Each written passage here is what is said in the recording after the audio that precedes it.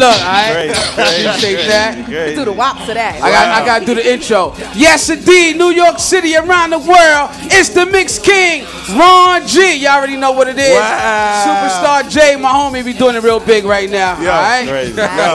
That's like intro. Yeah, no. materials. Let me keep it real with you. Like the voice right there, right? Yeah. Like somebody came to me, right, and like when I was coming up, right, all we did was listen to mixtapes and get stuff.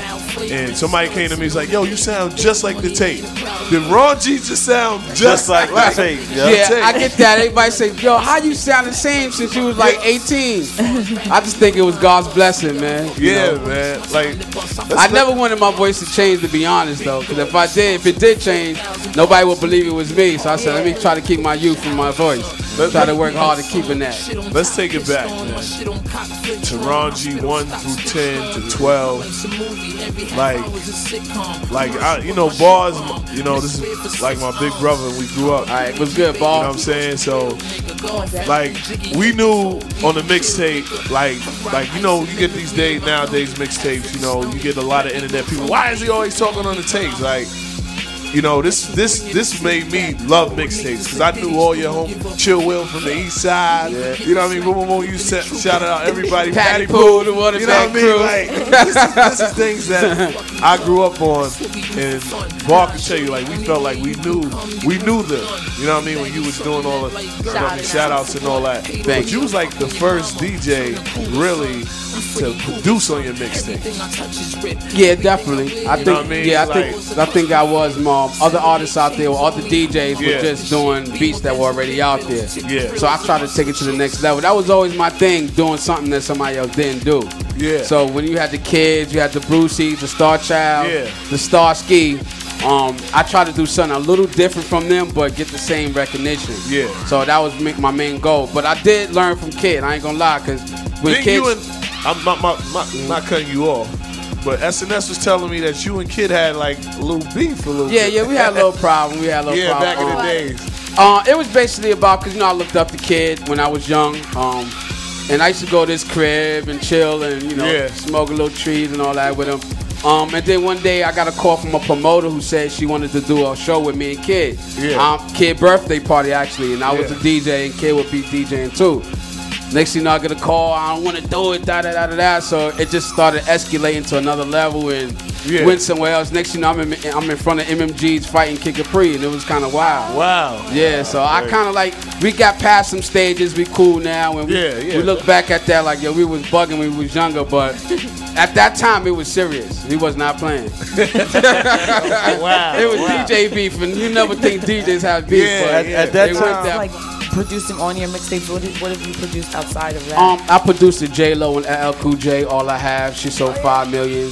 Wow. I did We Thuggin' featuring Fat Joe and R. Kelly. He sold 1 million. Michael Jackson, One More Chance featuring R. Kelly. Wow. Went gold. How did you get Michael Jackson? At that time, I was a producer for Sony. Big shout to my man Dave McPherson. And I was on staff. What I did was, I would be one of the DJs or one of the producers that they would throw acapellas to, and just come up with the best music. And I just would I would use my mixtape knowledge and just come up with some hot blend R&B stuff and put it out, give it to them, and they went for it and said, it's hot. And next thing you know, I got a $25,000 check and royalties, and I was good.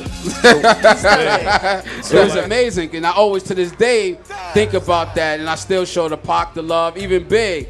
I always do like little promo videos and blends with Big in it, because those two artists was real close to me as new artists coming up. What memories you got of Big?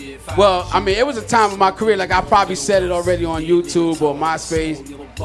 There was a time in my career where my money wasn't so right, and Biggie was doing an album, which was his first album with Puff, and he was like, yo, I want to get some tracks for me because I know you're working on some tracks. And I said, all right, I'm going to give you some tracks. And he took the tracks, but Puff didn't okay him, but he still gave me $10,000. Wow. That $10,000 put me back on my feet to go get me a Trinity, go get me an MPC 60, and I took that and did We Thuggin', and after We Thuggin', I went platinum, and after that, I was back on like jelly and motherfucking spaghetti. Wow. Crazy. I was back on, so I owe Big and Pac a lot of love, man, so I showed them constant love always. That's crazy. What about like one of the crazy things that happened As far as DJ, I mean, the crazy thing was I sipped too much Hennessy and then I couldn't DJ one day. And they said, Ron, y'all Somebody I know right Yeah. And I said, damn, man, I never sipped so much Hennessy, but I can't DJ. This is the first time. That was the only crazy thing that ever happened to me. I said, I'm going to take it easy. Even for the interview, I said, I'm going to take it easy. We're gonna get a shot when we get out. You had a joint with 50 too. Well, back in the days, I used to take acapellas that I thought needed to be beefed up. Yeah. And 50 had an acapella because he was signed to Corey Rooney. Yeah, shout to Sony Corey. at that time. Shout to Corey Rooney. And I just took that. I had my own vision. Like, I have my own vision for some of the songs I hear. And I had a vision that I said, damn, when 50 was running, when Corey Rooney and Trackmaster trying to pit 50 on some laid-back R&B shit, Yeah. it's like, nah, this nigga's G'd up. He need to be on some gangsta shit. So I tried to, like, put him on some hard shit, and then everybody was bugging like, yo, G, you wildin', son. Look what you made me do. And that kind of like carried it, and he put it on the mix CD, put it out before he got his deal with Eminem. So shout out to 50 and the whole G Unit. They definitely showed me a lot of love. So, Yeah, you know. I remember that. That was a legendary And then I joint. wound up having a studio in Southside Jamaica, Queens, and it was crazy. So God bless me. Oh, you know, I always just wind up in the blessings. And I just take everything as it comes. Wow. So what do you got coming up right now?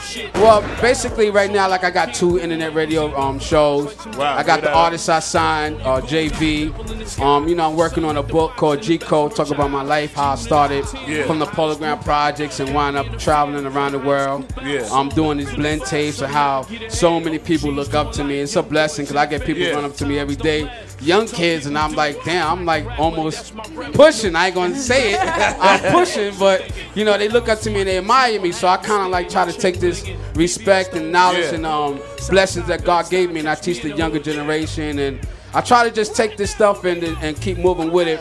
And at the same time, the knowledge that I gained from the early 90s, and I try to like update it and do what's, you know, advance myself to what's going on with the digital era. So that's basically it. And you know, I got a voiceover on Jim Jones on Jim Jones and Webstar new album. Yeah.